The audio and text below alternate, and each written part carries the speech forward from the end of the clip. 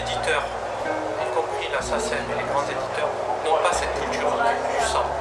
Et ils voient Bifton à côté. Ils ne voient pas du tout le côté création. Des fois, ils ont des demandes complètement exorbitantes.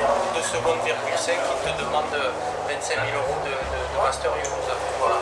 C'est vrai que nous, ça nous a mis un coup d'arrêt à la fin des années 90 quand on a commencé à nous dire, oh les gars, on se calme avec le sample, on a commencé à se prendre 2-3 procès.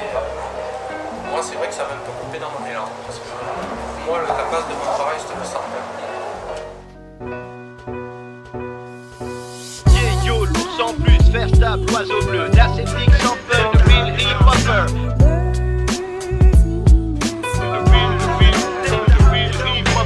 Paraît que les règles ont changé, ça commence à me faire peur. Paraît qu'on peut plus sampler comme on veut sans payeur. Paraît que si je le fais quand même, ils vont me faire un procès.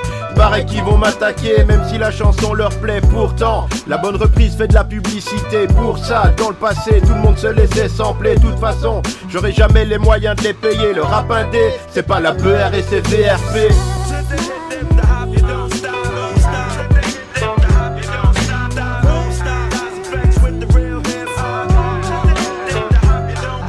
C'est fou les fortunes dépensées, les procédures renforcées au prix que ça coûte. Plus personne va oser sampler. Si personne peut plus s'inspirer, on va tout perdre en qualité. Dans l'underground gratuit, ça va si tu te fais pas choper. Les instrus tournent dans les poches intérieures des impairs. Mais c'est pas pareil sur la scène en pleine lumière. Si tu fais de l'argent avec, t'inquiète, les banquiers surveillent. Après c'est la merde quand les avocats s'en mêlent. 100 000 € d'amende pour avoir samplé un ange.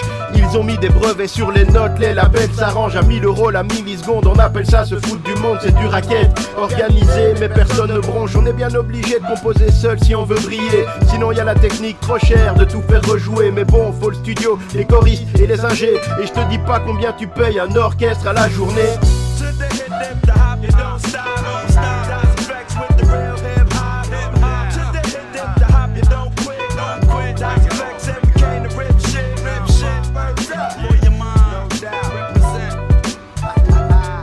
Si on était riche et doué, on ferait de la musique nous-mêmes. Comme la plupart sont mauvais, on a que des instrus de merde, de l'autotune, de la trappe et des beats saccadés. Le pouvoir oublié de la boucle et du beat régulier. Quand les vertèbres s'assouplissent, quand les instrus rebondissent, te plient de la tête au coccyx. Ce genre de beat qui laisse des séquelles auditives, ça traumatise. Comme les paroles qui partent en oblique. Pas comme cette connerie de mumble music qui rend allergique. Sans parole, juste un mot répété à l'infini. Trop maquillé, ils font pitié, pour moi c'est pas du rap. On dirait les toxicofluos de la technoparade. On va continuer de vibrer et on va pas se priver. Incriminer, sampler, supporter nos idées. Moi j'ai décidé de miser sur les beatmakers. Leur travail c'est comme de dessiner sur des patchwork. Ils isolent les booms et les claques, ils échantillonnent. Ils prennent les morceaux des autres et ils les déforment, puis les reforment et les remixent pour les mettre à la mode. Et si c'est moi qui fais pareil, pourquoi on me mettrait à l'amende? Ils passent leur temps à tout mixer en super smoothie. Moi j'ai fait qu'ajouter des fruits sur des jus de fruits. Et j'ai garni avec des pépites de super lyriques. C'est ma façon à moi de donner vie au travail de ces types.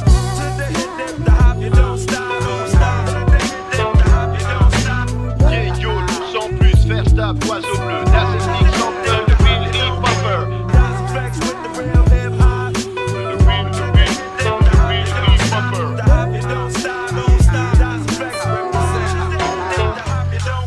Le rap c'était mieux avant quand tout le monde samplait ce qu'il voulait. Le fond de ma pensée c'est peut-être un moyen de tout récupérer. Une façon d'empêcher les gens de la base d'en faire un métier. Maintenant que le rap est monté, les élites vont se protéger. Est-ce que l'empreinte d'instru est punissable? Je sais plus. Est-ce que c'est du vol si je mets en valeur et que je fais de la pub? Je suppose qu'on est nombreux à essayer de rapper là-dessus. J'en sais rien, j'espère que ça coûtera pas toute ma thune. J'espère que leur tolérance envers les gens comme moi est plus large que l'espace entre la feuille et la plume. Que je peux déposer le mic entre le marteau et l'enclume. Que cet album ne nous laissera pas un goût d'amertume.